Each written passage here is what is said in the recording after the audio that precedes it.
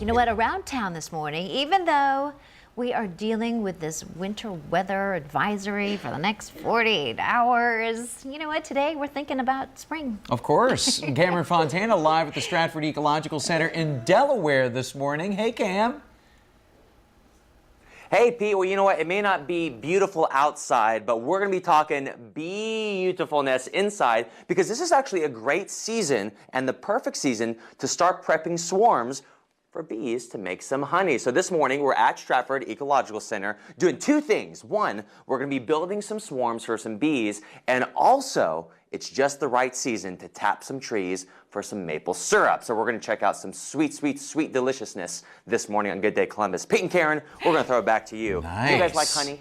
I love Of course. honey and maple syrup. We like you too, honey. And sweet, sweet deliciousness. That's always good. And we have a buzzing edition of Around Town. Cameron Fontana live this morning at the Stratford Ecological Center in Delaware this morning. And hey, who knew it was a great day to learn about beekeeping, Cam? It is. You know what, Pete? This is a very fun fact. Bees make honey. But yeah, in order for the bees to make that honey, why, question mark, Dave, is now a good time to prepare for that?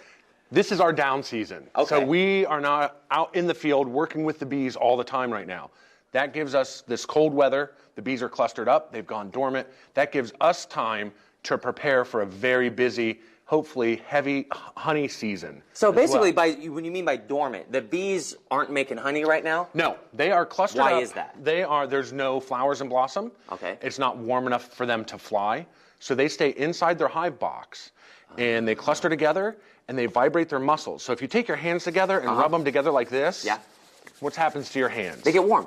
That's what the bees are doing all winter long, and they keep the cluster of bees right about 89 to 98 degrees. Now, has this weather confused them? Or I know last week it felt like 60, 65 degrees. Does that kind of get them started? It gets them started. They don't have a calendar, so when it gets warm, they think it's spring, and they start going out and foraging, looking for flowers. There aren't any there, so what ends up happening is they end up eating more and more honey to fuel their flights. And so that's kind of a very nervous time for beekeepers. Okay. Because they're eating through their winter stores, but they're not bringing in any new food. Got it. So coming up next, we're going to help build some of their swarm boxes with Evelyn over here. We're going to throw it back to you in the studio. I think we learned something new today, guys, on the whiteboard. I like this. Yes, you look very, very official at the whiteboard. I like it. Professor Fontana. Yes, at the chalkboard, actually, right? And around town this morning, snow, of course, is in the forecast for the next couple of days, but some places, they're looking ahead to spring. Like right here. But also, where Cameron is this morning, the Stratford Ecological Center, looking forward to spring for other reasons, Cam. Hey, that's right, Pete. So we're in a really critical time right now when it comes to the world of bees. With me is Dave and Evelyn here at the Stratford Ecological Center. What are we making right now, Dave? We're making queen cells. And what are queen cells? This is how we take worker larvae, and turn them into queens so that we can start new hives and have more bees to sell to beekeepers. So basically little homes that queens are going to live on the inside? Basically, yeah, the hive will raise new queens in here. They'll start out as larvae in here, and then they'll raise them into queens. Cool. So Evelyn's helping us make it, and I'm told, Evelyn, you are the master queen cell architect. What have you learned while you've been here?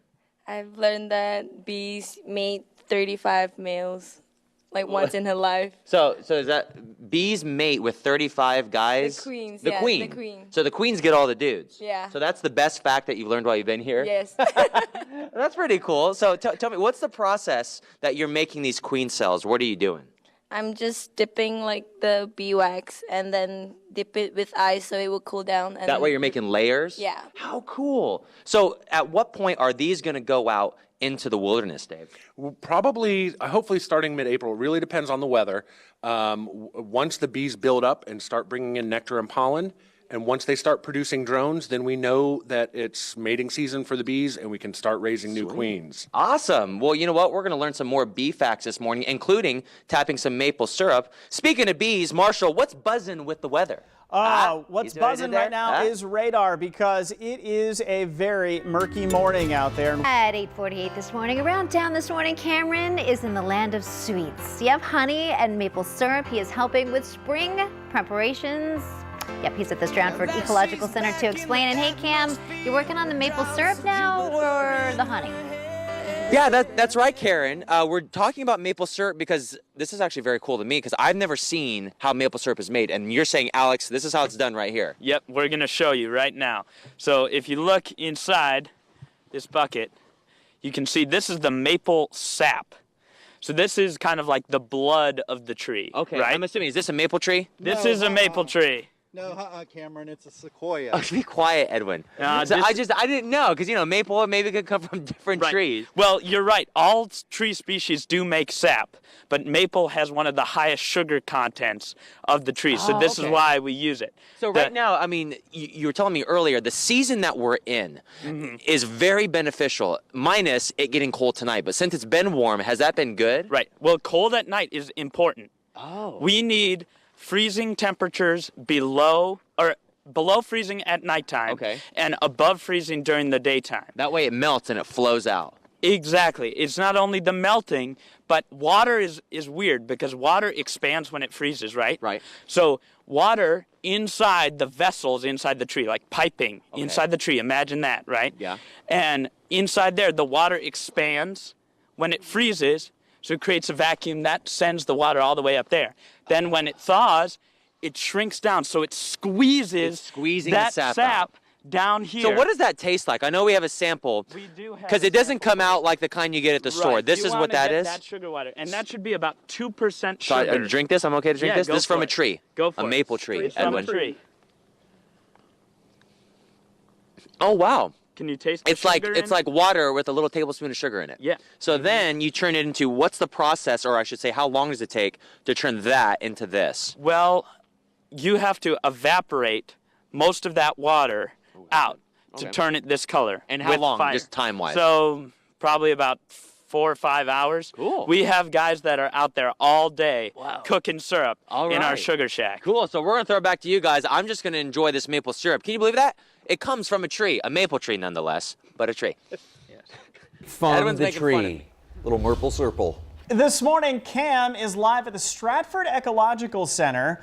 He's playing with farm animals and bees and all sorts of things. Morning, Cam. Look at Hey, this guy just popped up right over the live hit. Sorry, my voice is high. We're hanging out at Stratford Ecological Center. You know what? We found a bunch of animals, and we said we have to hang out and learn more about them. What's this one's name, Dave? This is, I'm not sure, Alex. We call her Pinky. This is Pinky. So we're going to meet Pinky and some more animals coming in about 15 minutes. You love the camera, don't you? Aww. He's a ham. And around town this morning, the Stratford Ecological Center is preparing for spring. Bring it. And so Cameron Fontana is there live, hanging out with some furry farmy friends. Morning, Cam. That's right, Sean and Marshall. Dave, what season are we in right now? We are in the lambing season. What does that mean? The lambs on the farm are the first to start giving birth to the new babies. Really? Of the So that's season. kind of like a It season. heralds spring in. Oh, wow. So the lambs are always the first sign of spring coming in. Okay, so we see some lambs over here, and you have a ton of animals here on the property. Yes. At Stratford. Oh, sorry, guys. You even have a cat up here. What's this cat's name? This is, I believe, Barn Cat 9. I'm not sure. BC9. That's BC9. I yes. love it. And then you got some goats over We've here. got some goats. And speaking of new lambs, you have a baby lamb over here. How old is this one that we're about to see? This is just a few weeks old to a few days old. Oh, a few days old. She was born on Wednesday. Now, if you can see in the corner, tell me about her, Dave. She was born on Wednesday. Look at it. Brand new lamb. And she is the first lamb of the lambing season. So for here, this season at Stratford. There's our very first symbol of spring is on the way. Oh, if we can pick her up, that would be great. Now, for them, this season right now, I know we were talking earlier, how do they deal with the warmth in their fur? Is it both an insulation and a cooling? It is an insulation at this point, definitely, and it's also water resistant. So like where you get lanolin in those aloe and lanolin lotions, The mom's like, what are you doing? the lanolin is actually a water-resistant material in the wool. So that helps keep them warm by not letting them get wet. Wow, so this is so cool, guys. We're going to throw it back to you. I'm sorry, Mama. We want to pick up your new baby. Would you like to pet her? I'll pet her a little bit. I don't want to make the mom mad. Isn't she cute? She's very Adorable. cute. Yeah, Mom's not happy about that. Better put her down. Now she's not. Give her another week. She's going to be saying, take my lamb, take my baby. I need a break.